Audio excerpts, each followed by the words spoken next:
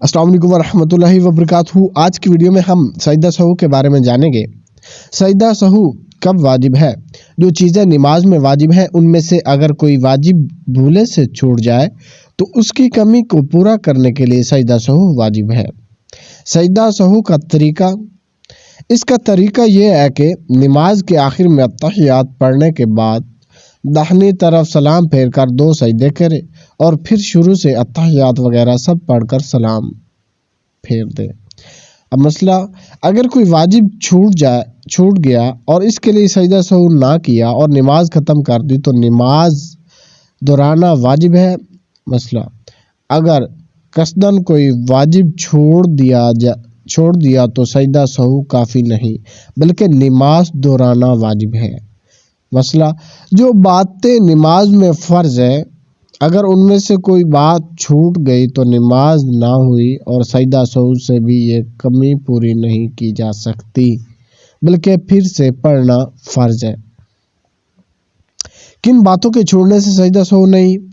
मसला, वो बातें जो नमाज में सुन्नत है या मुस्तहब है जैसे ताउज़, तस्मिया, आमीन और तकबीरात, इंतकाल, तस्बीहात, इनके तर्क से भी सजदा सहू नहीं बल्कि नमाज होगी, मगर नमाज दोहरा लेना बेहतर है।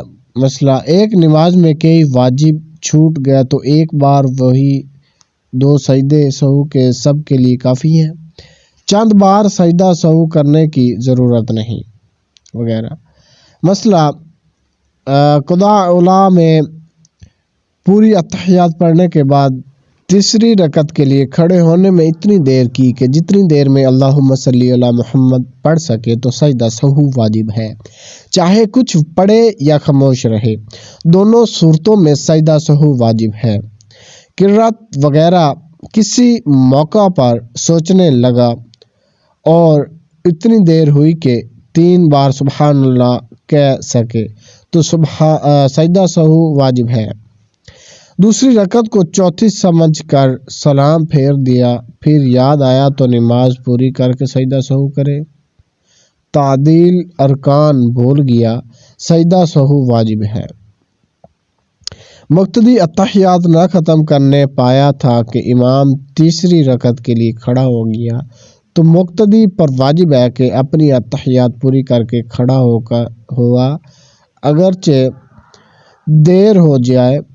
मुक्तदी ने रुकू या सजदे में 3 बार तस्बीह ना कही थी कि इमाम ने सर उठा लिया तो मुक्तदी भी सर उठाए और बाकी तस्बीह छोड़ दे।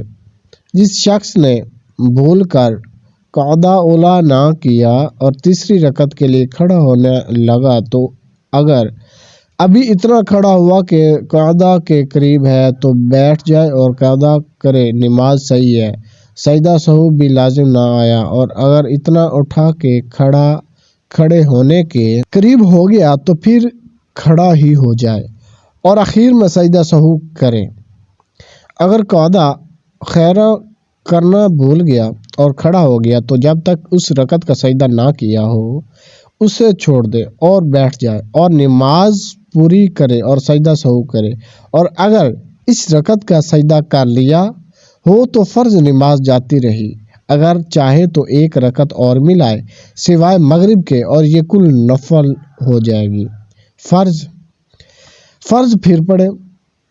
अगर क़ज़ा खैर बक़दर तशहुद करके भूले से खड़ा हो गया तो बैठ जाए जब तक इस रकत का सजदा ना किया हो और बैठ कर सलाम फेरे और सजदा सहू करे। और अगर इस रकत का सजदा कर लिया तो फ़र्ज जब भी पूरे हो गए लेकिन 1 रकत और मिलाए और सजदा सहू करे। ये दोनों रकतें नफल हो जाएंगी लेकिन मगरिब में ना मिलाए। 1 रकत में 3 सजदे किए या 2 रकू किए या क़ज़ा उला भूल गया तो सहू का सजदा करे।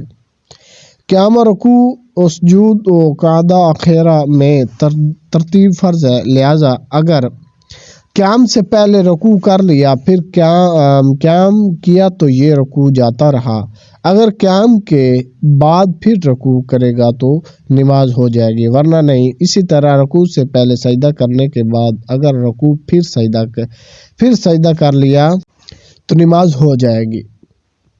قیام و رکوع و سجود و باقاعدہ خیرہ میں ترتیب فرض ہے، یعنی جس کو پہلے ہونا چاہیے وہ پہلے ہو اور جس کو پیچھے ہونا چاہیے وہ پیچھے ہو۔ اگر پہلے کا پیچھے اور پیچھے کا پہلے کر لیا تو نماز نہ ہوگی، جیسے کسی نے رکوع سے پہلے سجدہ کر لیا تو نماز نہ ہوئی۔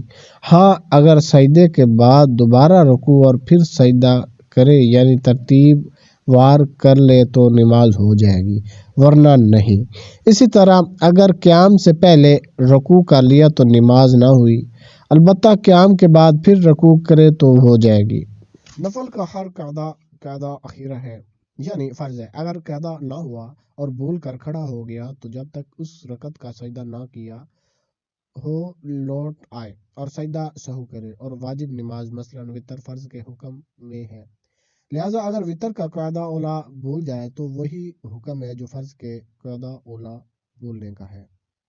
دعا قنوت یا تکبیر قنوت بھول گیا تو سجدہ سہو کرے۔